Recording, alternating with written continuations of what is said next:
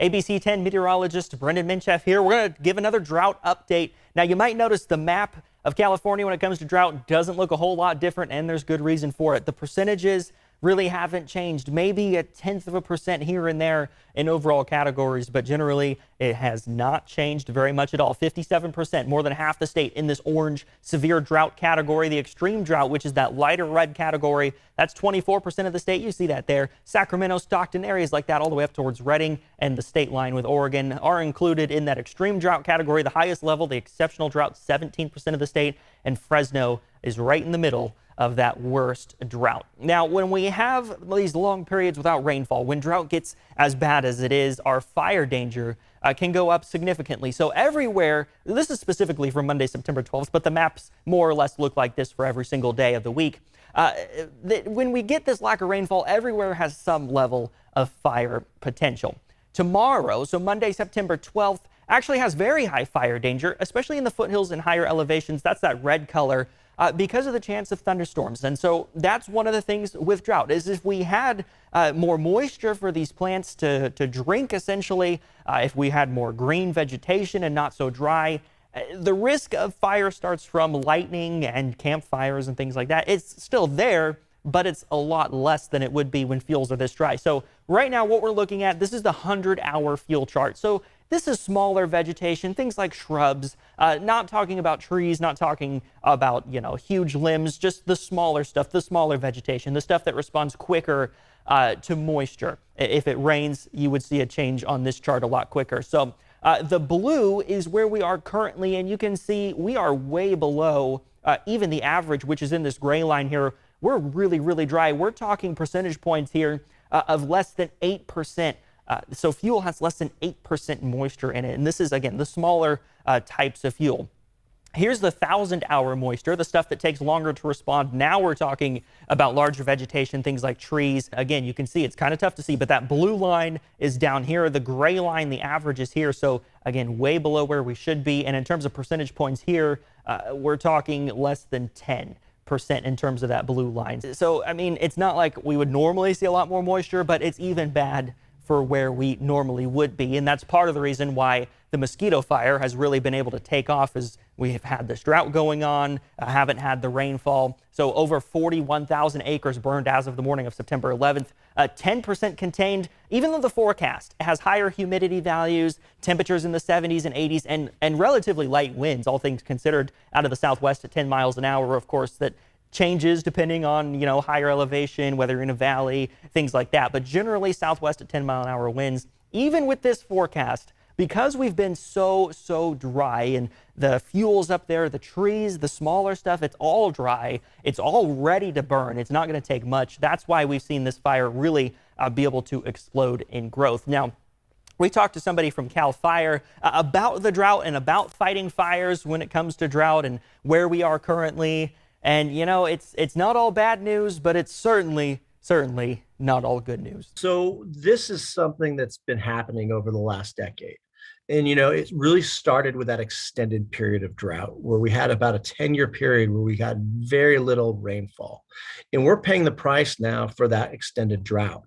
And we've been slowly adapting and understanding that this is not something that's short term. This is more going to be a long-term issue. That's Cal Fire Battalion Chief John Hagee on how his organization has started to view the California drought. It's a mindset change to a very physical change they've seen out in the field. What that does is it creates an environment where all the fuel, all the brush, all the grass in California is ready to burn. So a fire that may have started with higher humidity may not have that potential for rapid growth. But now when you have that dry conditions, especially days on end, it has that bigger potential just because the fuels are so receptive. But just like the weather, no two fire seasons are exactly alike. We had an awfully busy and especially bad fire season last year. This year, as of September 11th, just over 325,000 acres have burned. Of course, the Mosquito Fire is rapidly increasing that number, and even one home lost is too many. But you really see the difference when compared to a year ago. By September 11th, 2021, over 2.4 million acres had burned. So what's different? There's a lot of different reasons that fall into why we haven't seen the fire activity this year compared to last year. It's been aggressive firefighting for one thing. We've been able to keep, a lot of fires at 10 acres or less, and that's what we do basically 95% of the time. The fuels are still dry and receptive. But if you look at the weather pattern this year, we've had a lot more humidity. And, when we have higher humidity, that monsoonal flow, it kind of keeps that fire danger low. There's different factors that come into wildland fires. There's fuel, there's topography, and there's weather. And weather is the deciding factor. Really, when you have that wind and you have that wind that's pushing a fire and throwing embers and creating spot fires, that's when those fires have that chance to become that mega fire. And we've seen that time and time again. And the fuels are so receptive and so dry, especially after this extended heat wave that we're going to be in the middle of here shortly. You have a wind event at the back of that.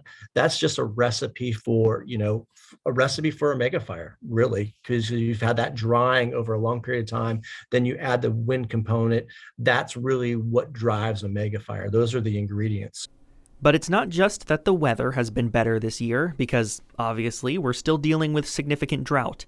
It's also that efforts by CAL FIRE to prevent, rather than cure, are paying off. Yeah, we've had numerous occasions where some of our fuel reduction projects have played into reducing fire growth or stopping fires altogether. We've had that happen time and time again throughout the summer and throughout the last few years. We've had some opportunities where fires have burnt into fuel breaks and has really slowed the fire growth and really brought it from a raging, maybe a fire that was moving with quite a bit of intensity to a low creeping ground fire.